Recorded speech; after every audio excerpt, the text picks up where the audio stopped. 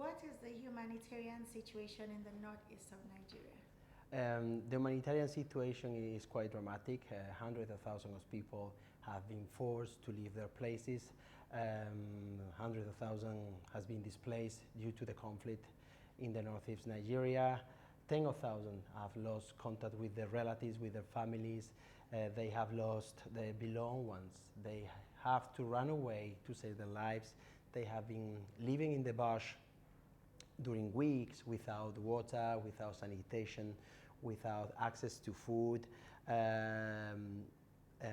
Before they found a safe place in a host community, in an IDP camp, these people, the IDPs, they also sought refuge in other countries abroad, such as Cameroon, Niger, Chad, which has turned this situation in a real regional crisis. Wow. Well, when did the ICRC commence its operations in Nigeria, and how do you respond to the needs of those affected by the insurgents or conflicts? Sorry. The ICRC started his operations in Abuja in 200. Sorry. The ICRC started his operations in Abuja in 2003, and we, due to the humanitarian situation, the crisis, we scale up our activities in collaboration with the Nigerian Red Cross at the end of 2013. We also increased our presence in the northeast of Nigeria, in places like Gombe, Damaturu, Yola, Maiduguri. We also have projects in Mubi. Basically, we are assisting 400,000 IDPs in Borno and Adamawa State.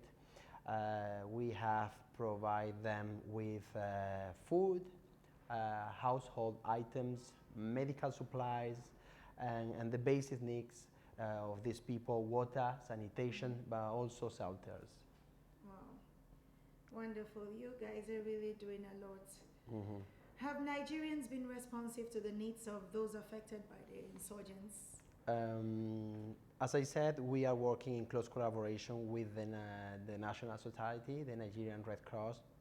Without them, it would be really difficult for us to implement our projects in the field. But we also have, let's say, it's not a collaboration, but we are supporting. We are also supporting NEMA and SEMA. They are in charge of the IDP camps across the country. But let me talk about those who are invisible. The Nigerians who are helping their fellows, who are helping other Nigerians, and they are not on the news, they are not part of an international or national organization.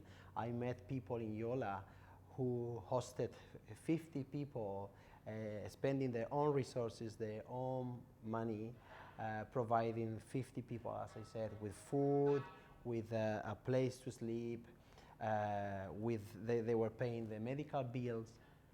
They are helping other people running away from Borno, escaping the violence. And there are people, the host communities as well. It's already difficult for them, and they have been helping these people without any problem, no violence at all, sharing the few they have with these people who are really in need, who lost everything, who left their lives behind, and literally lost all their belongings and in those places they were living.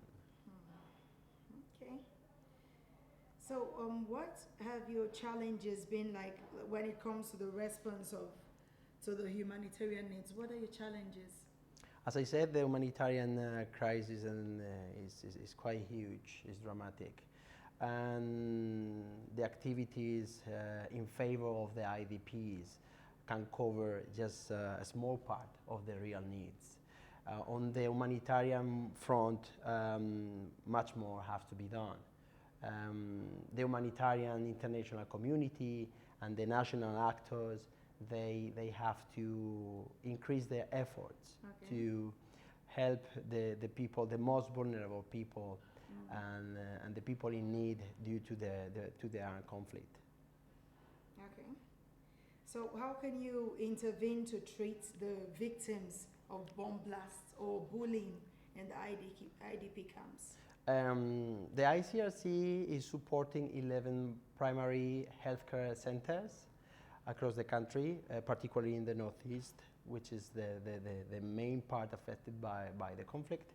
And we also have a surgical team working in close collaboration with the staff, the trauma personnel at the state, specialist state.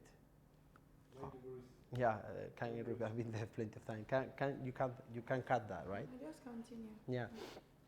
We also have a surgical team working in close collaboration with the trauma personnel at the state specialist hospital in Maiduguri, helping them and training them to treat those affected by gunshot and bomb blast. At the same time, we are providing medical supplies to different healthcare centers across the country when the influx of mass casualties increase. Okay. What about the bullying? The bullying aspect? Before we start the distribution, the ICRC has a personnel in charge of having some assessment, which is basically, in other words, just to identify those who are really in need, the most vulnerable people, the people who need the most our assistance. So the day we go for the distribution, everything has been well coordinated. Okay. So in order not to have chaos, in order not to have a big crowd, and it's not chaotic. So we make sure that the people who need the assistance are the first to receive the material, the food, the household, and the basic needs we provide. Wow. Okay, that's good to know, because I've always thought, like, I really used to like scan around, like, oh, be happening in all these camps. It's good to hear from you that there are things that have been put in place. So how do you get your funding? Let's say that ICRC is mainly financed by states, by governments, 80%. But we also have all the actors like the European Commission, the national societies, regional and local and national actors as well. But due to the increase of conflicts around the world, we have the Lake Chad here crisis, but we also have Yemen, Syria, or other conflicts around the world. We are increasing our efforts to get funds from the private sector as well. Okay, that's great. Now tell us about yourself. When you are not saving lives or restoring dignity, what can you be caught doing? Let's say that I'm a simple person. I just like going to the gym, working out to release my stress. I love hanging out with my friends and cooking, maybe going to a restaurant and have a pizza, having something that maybe sometimes I cannot find in the field and I'm craving for. And yeah, basically I love reading, I love writing as well. I love talking to my parents, my brother when I have my spare time, and the network allows me, because sometimes I'm in remote area where it's difficult to get in touch with your loved ones. And basically it's that. I mean, sometimes going to the cinema, watching movies, reading news. Simple life. What an interesting life you have there. One would think that if you're saving lives, you would not even have time for yourself, but it's good to know you still have time to relax. So what's your final note to Africans? Can we cut? I need to talk to him.